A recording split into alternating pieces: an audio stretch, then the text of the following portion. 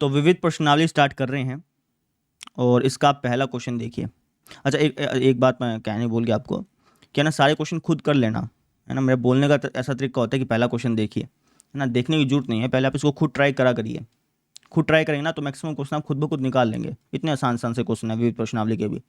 तो पहले खुद ट्राई करिए, उसके बाद ना निकले फिर आप देखिए, ठीक है। देखिए, तो मैं पहला करवा रहा हूँ आपको, लेकिन इसको खुद ट्राई कर लेना। क्या क्या कि दिखाओ कि मूल बिंदु से इस पॉइंट को मिलाने वाली जो रेखा है वो इन दो पॉइंट्स को मिलाने वाली रेखा पर परपेंडिकुलर है। समझ रहे हो भाई, इन दो पॉइंट्स को मिलाने वाली जो रेखा है ना, इन दो पॉइंट्स को मिला करके जो रेखा बनती है वो इन दो पॉइंट्स को मिला करके जो रेखा बनती है उसके परपेंडिकुलर है, ऐसा मुझे दिखाना है। अब मैं कैसे दिखा सकता हूँ वो समझो। तो सबसे पहले तो मैं इस रेखा का समीकरण ज्ञात कर लूँगा। दो पॉइंट्स दे रखे हैं तो मैं रेखा का समीकरण आसानी से ज्ञात कर सकता हूँ, सूत्र है हमारे पास। तो डायरेक्टली सूत्र लगा करके इसका समीकरण ज्ञात कर लूँगा। फिर मैं इस रेखा का समीकरण ज्ञात कर लूँगा, है ना। अब दोनों समीकरण हमें मिल चुके हैं। अब हमें ये दिखाना है कि ये दोनों के दोनों परपेंडिकुलर हैं। वो कैसे दिखा सकते हैं? तो हम ये वाला फॉर्मूला लगा देंगे, A1 A2 plus B1 B2 plus C1 C2, ये वाला फॉर्मूला लगा देंगे। अगर इसकी वैल्यू जीरो आ गई तब तो ये परपेंडिकुलर हैं, अगर जीरो नहीं आई तो परपेंडिकुलर नहीं है। तो इसके लिए निकाल के दिखा देंगे, ये जीरो आएगी और जीरो आएगी तो हम कह देंगे देखो भैया ये परपेंडिकुलर है। ऐसे करके दिखाएंगे। समझ में आया? इसको लिखोगे कैसे वो समझ लो। तो लेट्स से कि मैं इसको पहली रेखा बोल रहा हूँ, इसको दूसरी रेखा बोल रहा हूँ। तो मैं कहूँगा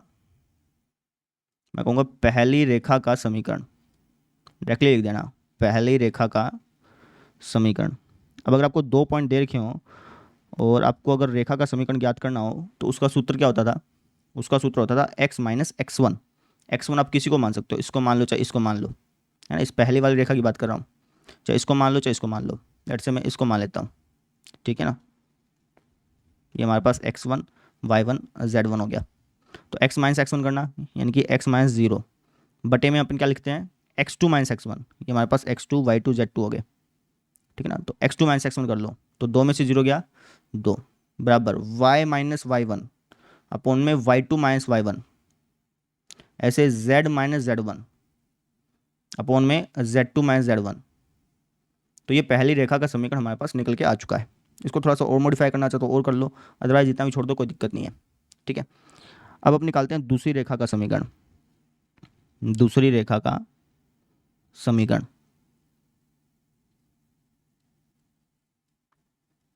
तो दूसरी रेखा का समीकरण कैसे ज्ञात करोगे? वही सेम चीज़ जैसे हमने पहली रेखा का समीकरण ज्ञात किया वैसे दूसरी रेखा का समीकरण ज्ञात कर लेंगे। इन ये दो पॉइंट है ना, इसमें से किसी को x1 y1 z1 मान लो। लेट्स से कि इसको मान लेता हूँ मैं, इसके मान लेते तब भी कोई दिक्कत नहीं, मैंने इसको मान लिया। और इसको मान लेता हूँ x2 y2 z2। तो फॉर्मूला लगा दो, x माइनस x1 अपॉन में x2 माइनस x1 यानी कि चार में से तीन गया एक, बराबर y माइनस y1 अपॉन में y2 minus y1, z minus z1 जो कि प्लस का वन हो जाना है, अपॉन में क्या हो जाएगा z2 minus z1 that is zero. अब यहाँ पे बच्चे कहेंगे सर ये बटे में तो जीरो आ गया, है ना। अरे बटे में जीरो का मतलब यहाँ पे ये नहीं है कि जीरो को भाग कर रहा है, ये नहीं है। जब हम रेखा का समीकरण लिखते हैं ना उसके बटे में जीरो आ जाता है तो उसका ये मतलब नहीं होता कि अपन जीरो से इसको भाग करें, इसका ये मतलब नहीं होता। इसका बेसिकली ये मतलब है कि ये जो रेखा है ना इसके जो पैरेलल वेक्टर बनेगा, यहाँ पे पैरेलल वेक्टर नहीं लिखा बेसिकली, लेकिन इसके जो पैरेलल वेक्टर बनेगा उसके जो आई कैप जे कैप और के कैप के कोफिशिएंट होंगे वो हमारे पास 1 -2 और 0 है। इसका ये मतलब है, ये असल में इसको जीरो इसको भाग नहीं कर रहा है, ये लिखने का तरीका है बेसिकली बेटा, ठीक है ना। तो आप इस चीज़ को समझिए, यहाँ पे असल मायने में जीरो को भाग नहीं कर रही है, इसको लिखने का तरीका है। अगर आप इसको सदिश रूप में लिखते हो तो ऐसा नहीं दिखाई देता, कार्तीय रूप में लिखो तो ऐसा दिखाई दे रहा है, इसको भाग नहीं कर रहा असल मायने में, ठीक है। तो ये हमने पहली रेखा का समीकरण याद कर लिया, दूसरी रेखा का समीकरण याद कर लिया। अब ये A1 A2 B1 B2 C1 C2 ये क्या चीज़ें जी? तो ये होता हमारे पास A1 B1 C1 और ये होता हमारे पास A2 B2 C2।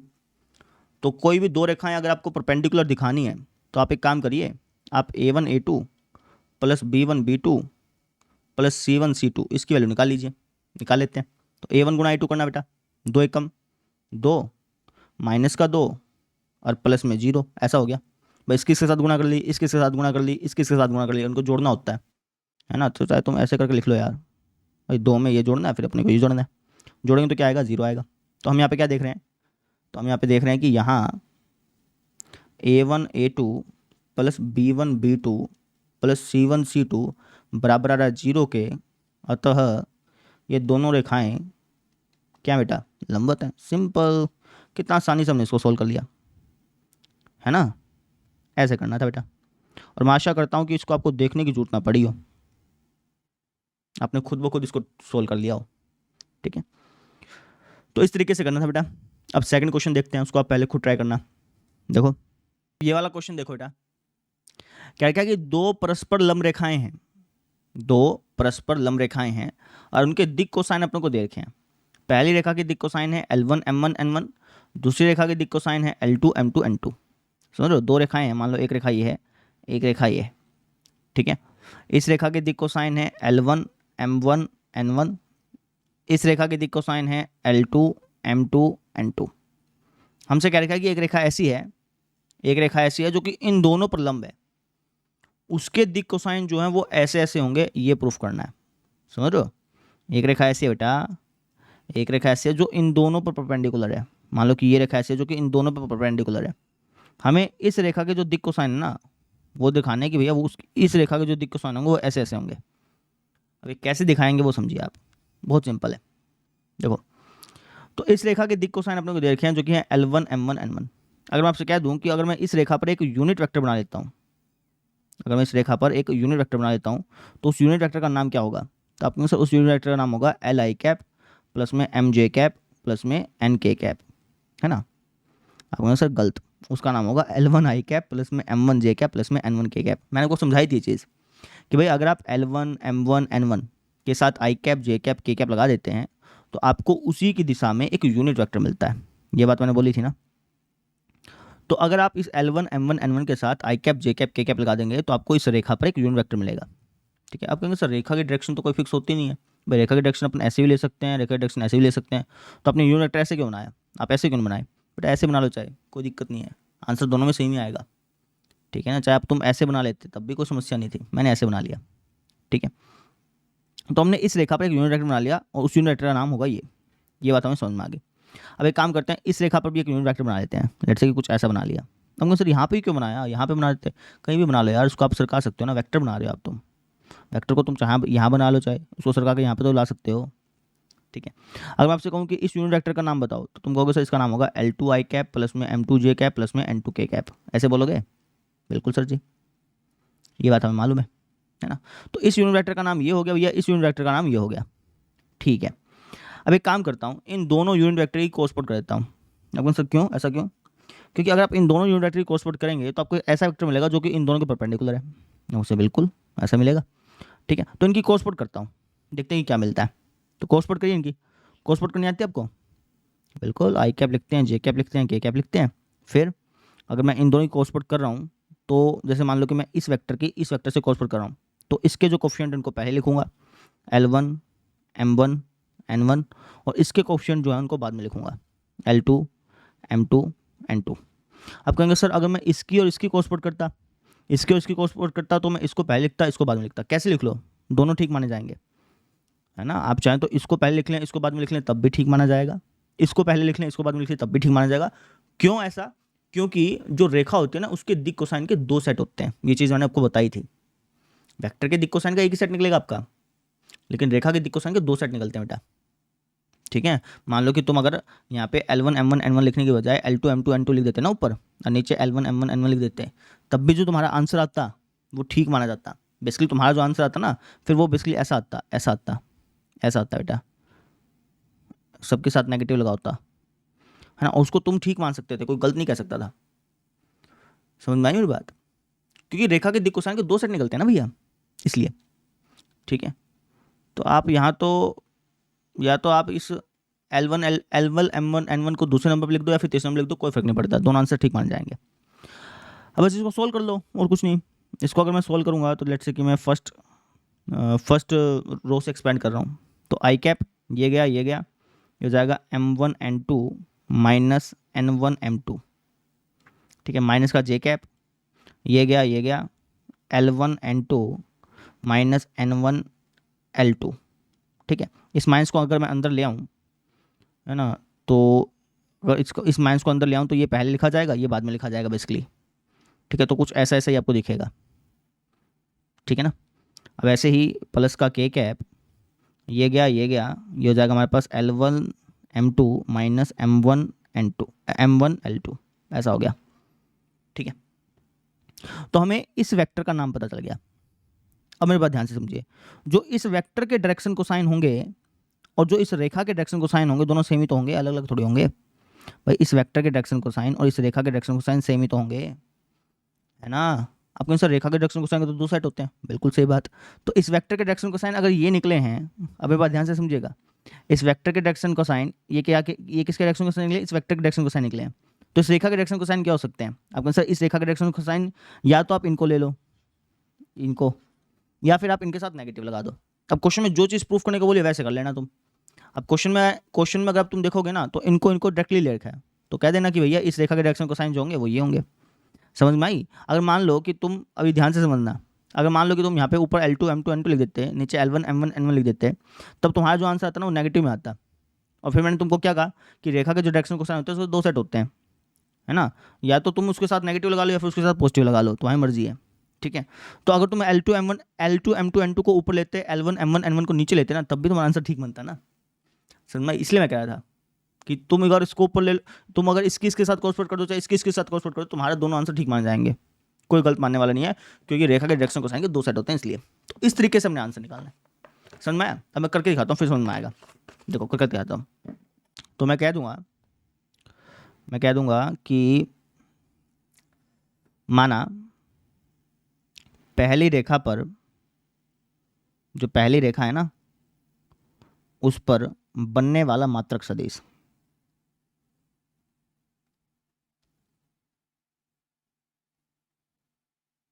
उसको लेट से मैं, पहली रेखा पर जो मात्रक सदिश बन रहा है उसको लेट से मैं काम करता हूँ, ए वेक्टर नाम देता हूँ, ठीक है। तो पहली रेखा पर जो बनने वाला मात्रक सदिश होगा वो किस रूप का होगा, वो इस रूप का होगा सर जी, L1 I कैप प्लस में M1 J कैप प्लस में N1 K कैप। अब इसी तरीके से दूसरी रेखा पर जो बनने वाला मात्रक सदिश होगा उसको लेट से मैं बी वेक्टर नाम देता हूँ, वो किस रूप का होगा आपके अनुसार, वो इस रूप का होगा, ठीक है। तो अब इन दोनों ही कर देते हैं क्रॉस प्रोडक्ट। क्रॉस प्रोडक्ट क्यों करी, क्योंकि क्रॉस प्रोडक्ट करने से हमें एक ऐसा वेक्टर मिलेगा जो कि इन दोनों के परपेंडिकुलर है, ठीक है।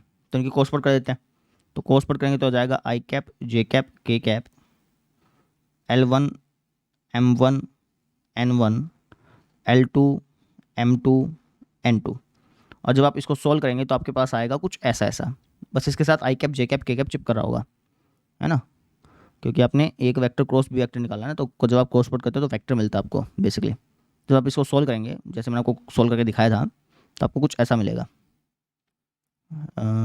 N1 और इसके साथ चिपका होगा I कैप प्लस में N1 L2 minus N2 L1, इसके साथ चिपका होगा J कैप प्लस में L1 M2 माइनस L2, यहाँ पे इन्होंने गलती करके है यार, माइनस L2 M1 आना चाहिए, इन्होंने यहाँ पे मिस्टेक कर, मिसप्रिंटिंग हो रखी है यहाँ पे, क्योंकि अगर आप यहाँ से देखें तो K कैप गया L1 M2 माइनस का M2 L1 होना चाहिए ना, यहाँ पे डबल माइनस लगा रखा था इन्होंने, तो ये कुछ ऐसा हो जाएगा सर जी। मतलब कहने का ये है कि जब आप इनकी क्रॉस प्रोडक्ट करेंगे ना, इनको सॉल्व करेंगे, तो आपके पास ये आंसर आएगा, है ना। अब ये जो आपके पास आंसर आया, अगर आप इसका I कैप का कोफिशिएंट, J कैप का कोफिशिएंट और K कैप का कोफिशिएंट लेते हैं, तो वो बेसिकली होते क्या है आपके आंसर, वो हमारे एलिमेंट होते हैं, है ना भाई। अगर एक मात्रक सदिश है, उसके I कैप का कोफिशिएंट, J कैप का कोफिशिएंट और K कैप का कोफिशिएंट लूँगा, तो बेसिकली होते क्या है, वो एलिमेंट ही तो होते हैं, समझ में आ गई। तो ये हमारा क्या हो गया, L हो गया, ये हमारे पास क्या हो गया, M हो गया, ये हमारे पास क्या हो गया, N हो गया। ये किसके एलिमेंट है, ये सर जी इस वेक्टर के एलिमेंट है। अपने को क्या चाहिए, उस रेखा के एलिमेंट चाहिए। अब रेखा के एलिमेंट का, रेखा के जो एलिमेंट होते हैं उसके दो सेट होते हैं, है ना। या तो आप इन तीनों के साथ पॉजिटिव लगा के लिख लो, या फिर आप इन तीनों के साथ नेगेटिव लगा के लिख लो, क्योंकि दो सेट होते हैं जैसे मैंने आपको बताया। तो आपको जो प्रूफ करना है उसके जैसे कर लो, तुमको प्रूफ यही करना है, तो तुम इसके साथ पॉजिटिव लगा लिख लो। तुम तो कह दो अतः रेखा के, आप दोनों भी लिख सकते हो, इन तीनों के साथ आप पॉजिटिव लगा के लिख दो, एक बार नेगेटिव लगा के दो, दोनों भी लिख के दिखा सकते हो टीचर को।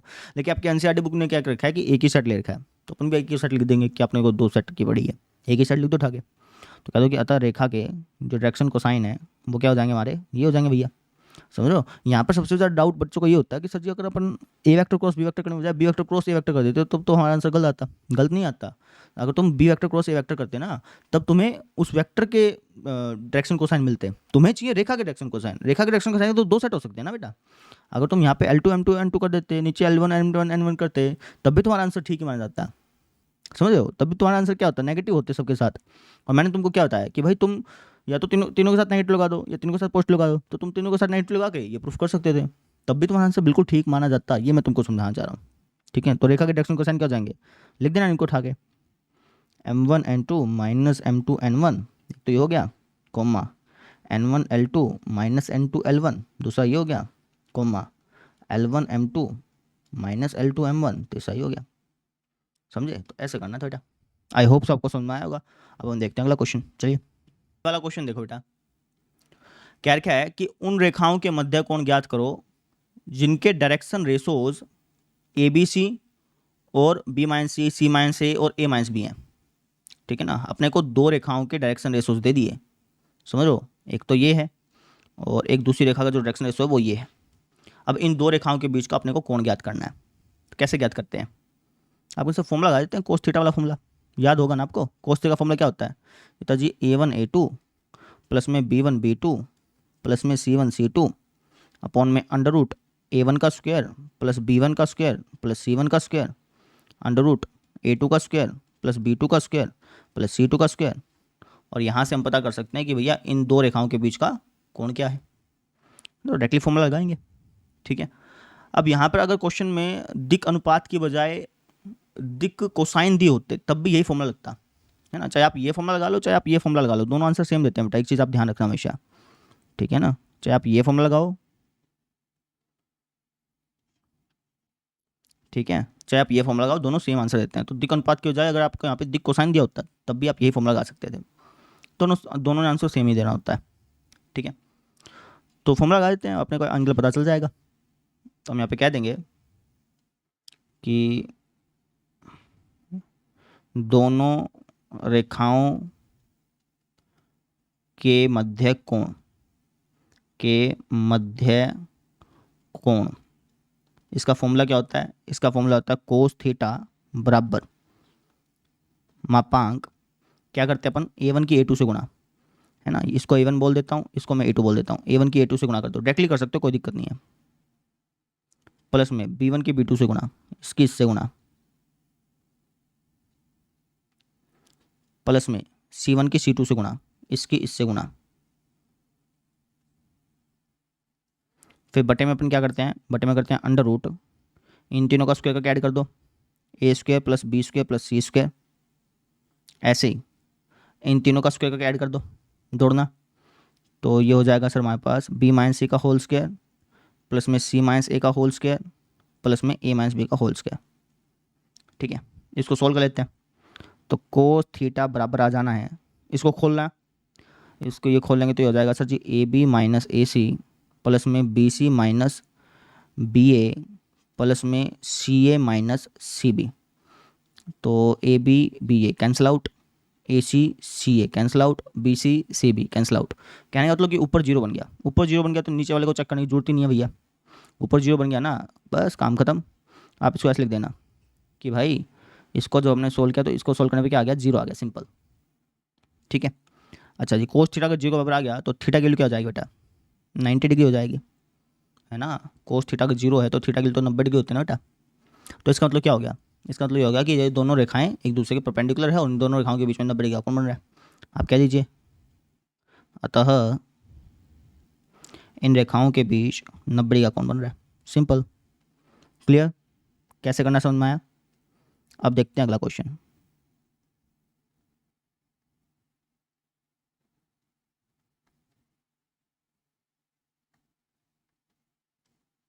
ठीक है, देखो ये वाला क्वेश्चन देखो बेटा, क्या रखा कि एक्स अक्ष के समांतर एक रेखा है जो कि एक्स अक्ष के समांतर है और मूल बिंदु से गुजर रही है।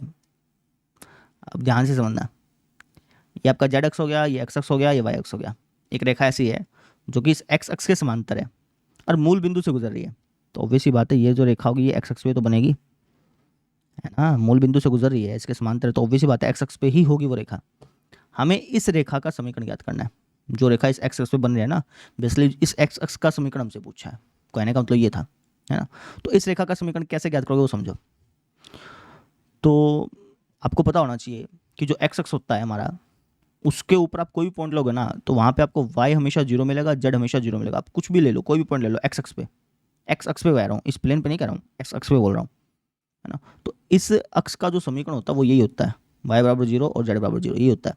लेकिन अगर तुम ऐसे लिख के आओगे तो तुम्हें नंबर नहीं मिलेगा, इसको थोड़ा सा प्रॉपर्ली करके आएंगे। प्रॉपर्ली कैसे करेंगे वो समझाता हूँ। देखो, इस रेखा का हमें समीकरण चाहिए, इस ब्लैक वाली रेखा का। तो इस रेखा के ऊपर एक पॉइंट हमें गिवन है कि भाई ये रेखा जो है वो 0,0,0 से गुजर रही है, और हमसे ये भी क्या रखा कि ये रेखा जो है वो एक्स एक्स से समांतर है। इस रेखा के समांतर हमें एक रेखा दे रखी है, इस रेखा के समांतर में एक रेखा दे रखी है जो कि एक्स एक्स है बेसिकली, ठीक है, जिसके ऊपर ये बन रहा है, ठीक है ना। ठीक है,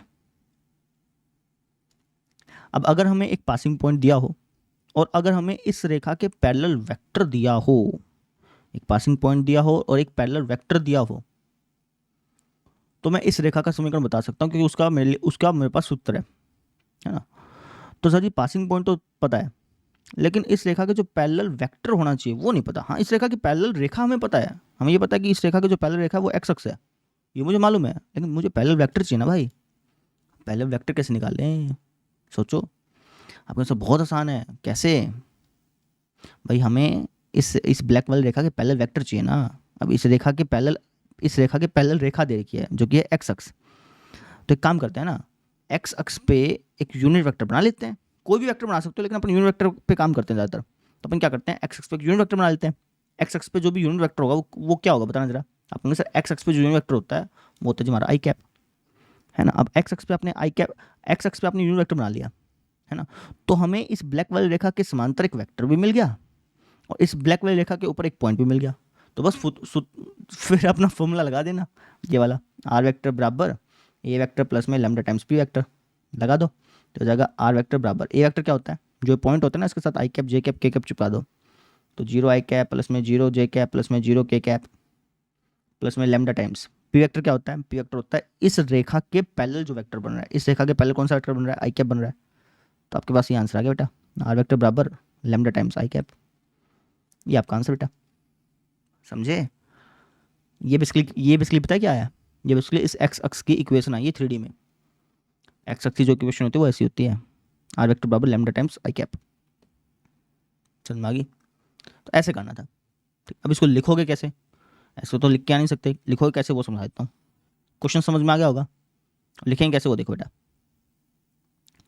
तो मैं कहूँगा कि रेखा पर स्थित बिंदु, रेखा पर स्थित बिंदु, रेखा पर स्थित बिंदु कौन सा है, वो है जी हमारे पास 0,0,0। ठीक है, चलो ये तो हमें पता चल गया। अब मुझे इस रेखा के समांतर एक सदिश चाहिए, रेखा के समांतर सदिश, रेखा के समांतर से ये सदिश। अब रेखा के समांतर सदिश तो दे नहीं रखा था, तो कोई बात नहीं, बना लेंगे, क्या दिक्कत है। रेखा के समांतर जो सदिश होगा वो बेसिकली क्या होगा, वो एक्स अक्ष पे बनने वाला एक यूनिट वेक्टर होगा। यूनिट वेक्टर ले लो या फिर एक ऐसा वेक्टर ले लो जिसकी लेंथ 2 है, ऐसे भी ले सकते हो, जिसकी लेंथ 3 है वैसे भी ले सकते हो, जिसकी लेंथ 4 है वो भी वैसे भी ले सकते हो, क्योंकि वो भी तो उस रेखा के समांतर ही होगा। लेने को तो तुम कितनी लेंथ वाला ले लो वेक्टर, लेकिन यूनिट वेक्टर वाला ले लोगे तो वो ज़्यादा आसान रहेगा, है ना। चाहे तुम 2 लेंथ वाला वेक्टर लेते तब भी तुम्हारा आंसर कोई गलत नहीं मानता, ठीक है ना। लेकिन मैं यूनिट वेक्टर लेता हूँ, क्यों फिर अपना खाम दो लेंथ वाला 3 लेंथ वाला लेने की जरूरत है। तो इस रेखा के समांतर सदिश लेते हैं, और इस रेखा के समांतर जो सदिश होगा वो बेसिकली क्या होगा, वो बेसिकली एक्स अक्ष पे बनने वाला यूनिट वेक्टर होगा, एक्स अक्ष पर मात्रक सदिश होगा।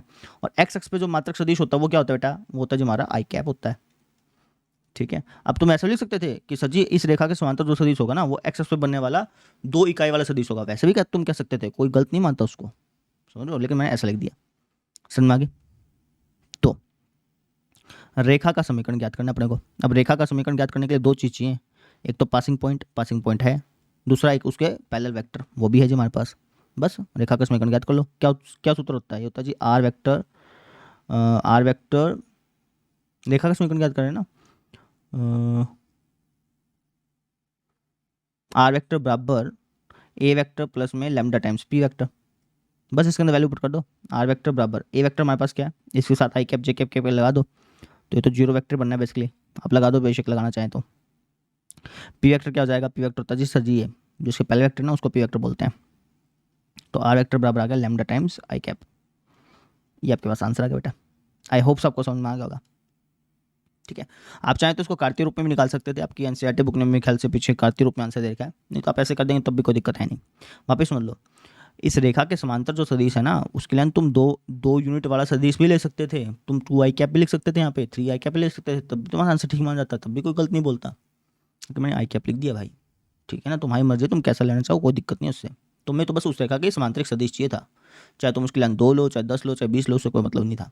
मैंने 1 ले लिया उसकी लेंथ को, समझ में आया, तो ऐसे करना था। अब हम देखते हैं अगला क्वेश्चन। चलिए क्वेश्चन देखो बेटा, क्या है कि यदि बिंदुओं ए बी सी और डी के निर्देशांक क्रमशः ये और ये हैं, तो ए बी और सी डी रेखाओं के बीच का कोण ज्ञात करें। बहुत सिंपल है भाई, सबसे पहले अपन काम करेंगे, ए बी रेखा का समीकरण ज्ञात कर लेंगे। ए बी रेखा का समीकरण, अगर आपको 2 पॉइंट दे रखे हैं और आपसे कह दिया जाए कि ए बी रेखा का समीकरण ज्ञात करो, तो आप कैसे ज्ञात करते हैं? तो चाहे तो आप इसको कार्तीय रूप में कर लो, चाहे आप सदिश रूप में कर लो, आपकी इच्छा है। मैं कार्तीय रूप में कर रहा हूँ। तो ए बी नहीं, ये ए बी रेखा है, तो इसमें से आप किसी को x1 y1 z मान लो, लेट्स से कि इसको मान लेता हूँ, इसको x2 y2 z2 मान लेता हूँ। तो फॉर्मूला क्या होता है, ये तो हमारे पास x माइनस x1 अपॉन में x2 माइनस x1 बराबर y माइनस y1 अपॉन में y2 minus y1, z minus z1 upon में z2 माइनस z1। तो ए बी रेखा का समीकरण ये आ गया, ठीक है ना। यहाँ पे जो बटे में लिखे हुए ना, ये बेसिकली a1 b1 c1 है। कोस थीटा का जो फॉर्मूला लगाएंगे उसमें a1 b1 c1 की जरूरत पड़ेगी ना, वो ये है। अब इसी तरीके से अपन काम करते हैं, सी डी रेखा का समीकरण ज्ञात कर लेते हैं। सी डी रेखा का समीकरण क्या हो जाएगा, आप कहेंगे सर ये हो जाएगा हमारे पास, सी डी रेखा कौन सी है, ये वाली जिसको मैं ब्लैक कर रहा हूँ ना, ये वाली। इसमें से आप किसी को भी x1 y1 z1 मान लो, किसी को भी x2 y2 z2 मान लो। लेट्स से इसको x1 y1 z1 मान लिया, इसको x2 y2 z2 मान लिया। सूत्र लगा दो, तो ये हो जाएगा x minus x1 that is plus का 1 प्लस का 4 हो जाएगा, ठीक है, अपॉन में x2 माइनस x1 यानी कि 2 माइनस माइनस 4 यानी कि 6, y माइनस y1 अपॉन में y2 माइनस y1, 9 में से 3 गया 6, z माइनस z1 अपॉन में z2 माइनस z1 यानी कि 2 माइनस माइनस 6 यानी कि 8। तो यहाँ पे जो आपको बटे में दिख रहे हैं यानी कि 6 और ये 8, ये बेसिकली क्या है, a2 b2 c2 है ना। कोस थीटा का जो फॉर्मूला लगाना है अपने को, ये बराबर हो जाएगा हमारा, इसके साथ गुणा कर दो, है ना। 6 तिये 18 प्लस में 6 तिये 18 प्लस में 8 चौका 32। फिर बटे में अपन क्या करते हैं, अंडर रूट इसका स्क्वायर प्लस इसका स्क्वायर प्लस इसका स्क्वायर कर दो, 9 जमा 9 जमा 16, फिर अंडर रूट इसका स्क्वायर जमा इसका स्क्वायर जमा इसका स्क्वायर यानी कि 36 जमा 36 जमा 64। अब इसको सोल्व कर लेते हैं और ज़्यादा, तो 18 18 36, ठीक है ना, ठीक है, 36 और 32 30 30 60 और 68 हो गया। बटे में क्या हो जाएगा, ये जो हमारे पास रूट 34, और ये अगर हम देखें तो ये हो जाएगा हमारे पास रूट 136, ठीक है। थोड़ा सा और सिंप्लीफाई करते हैं, तो ये हो गया जी हमारे पास 68 बटे में रूट 34 का, तो रूट 34 लिख देते हैं, ठीक है, क्योंकि रूट 34 को अगर मैं लिखूंगा भी तो 17 दूनी 34 होता है। अब किसी का जोड़ा तो बन नहीं रहा कि इसको मैं तोड़ के लिख सकूँ। अब जैसे ये रूट 136 है, अब 136 का अगर मैं टुकड़े करूँगा तो ये जाएगा हमारा 2 छके 12 2 ठे 16 2 तिया 6 2 चुके 8, है ना, कुछ ऐसा बनेगा। अब यहाँ पे जोड़ा बन रहा है, तो रूट 136 को लिख सकता हूँ 2 रूट 34। होता क्या है कि जिसका जोड़ा बन जाता है ना उसको बाहर फेंक देते हैं, जिसका नहीं बनता उसको अंदर रखते हैं। तो रूट 136 को मैं ऐसा लिख सकता हूँ, समझ में आ गई। अब इसको काटते हैं, ये जाएगा 2 तिया 6 2 चुका 8। अब रूट 34 की रूट 34 से गुणा करने पे क्या आएगा बेटा, 34 ही आएगा, काटने पे आ गया 1। अब कोस थीटा अगर 1 के बराबर है तो थीटा की वैल्यू क्या हो जाएगी, बताना जाए एक बार। कोस थीटा अगर 1 के बराबर है तो थीटा की वैल्यू क्या हो जाएगी, आप कहेंगे सर कोस थीटा 1 कहाँ होता है, कोस थीटा 1 होता है हमारा 0 डिग्री पर, यानी कि थीटा की वैल्यू होगी 0 डिग्री। ये हमारे पास आंसर आ गया बेटा, ऐसे करना था। समझ में आया? अब हम देखते हैं अगला क्वेश्चन। चलिए, अब ये वाला क्वेश्चन देखो बेटा, आसान सा ही है। क्या रखा है कि ये दो रेखाएं हैं, ये दोनों रेखाएं परपेंडिकुलर हैं, लंबवत हैं। अगर दो रेखाएं लंबवत होती हैं तो इसका मतलब क्या होता है? इसका मतलब होता है कि A1 A2 प्लस में B1 B2 प्लस में C1 C2, पक्की बात है जो आप पाएगा, है ना। तो ये फॉर्मूला इसके अंदर लगा देंगे अपन, ठीक है। ये फॉर्मूला इसके अंदर लगाओगे तो आपको किसकी वैल्यू मिल जाएगी? के की वैल्यू मिल जाएगी, और वही हमसे पूछिए। कितना आसान सा है क्वेश्चन, बिना पढ़े ही हमने बता दिया कि कैसे करना है। समझे? क्वेश्चन में क्या कह रखा था कि ये दो रेखाएं हैं, ये दोनों रेखाएं आपस में परपेंडिकुलर हैं, आपको के की वैल्यू बतानी है। के की वैल्यू कैसे बताओगे? हमें पता है कि दो रेखाएं अगर परपेंडिकुलर होती हैं तो उसमें ये फॉर्मूला लगा सकते हैं, तो ये फॉर्मूला लगा देंगे, यहाँ से हमें के की वैल्यू मिल जाएगी, सिंपल। वीडियो पॉज करके खुद ब खुद ट्राई कर लेना इसको एक बार, मैं करके दिखा रहा हूँ। तो हम कहेंगे चूंकि ये रेखाएं परपेंडिकुलर हैं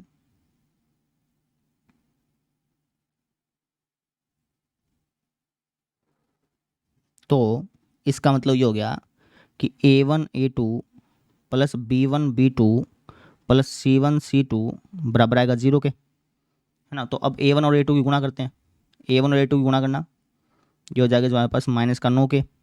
B1 B2 की गुणा करना, ये हो जाएगा हमारे पास सर जी 2 के। C1 C2 की गुणा करना, ये हो जाएगा जो हमारे पास माइनस का 10। ये बराबर आना चाहिए 0 के। इसको सोल्व कर लेते हैं, तो क्या माइनस का 7 के माइनस का 10 बराबर 0। यहाँ से अगर मैं के की वैल्यू निकालूंगा तो क्या आ जाएगा बेटा? 10 बटे माइनस का 7, या फिर आप कह लो माइनस का 10 बटे 7, कैसे कह लो, है ना। चाहे ऊपर लगाओ माइनस, चाहे नीचे लगाओ, दोनों सेम चीज़ होती हैं। तो के की वैल्यू आपके पास ही आ गई, समझे? चाहे आप इसको कह लेना बेटा के की वैल्यू ये है, तब भी ठीक माना जाएगा, मैंने ऐसे लिख दिया बस, ठीक है। तो माइनस का 10 बटा 7 हमारी के की वैल्यू आ चुकी है, ऐसे करना था। क्लियर? समझ में आया? अब हम देखते हैं अगला क्वेश्चन, चलिए।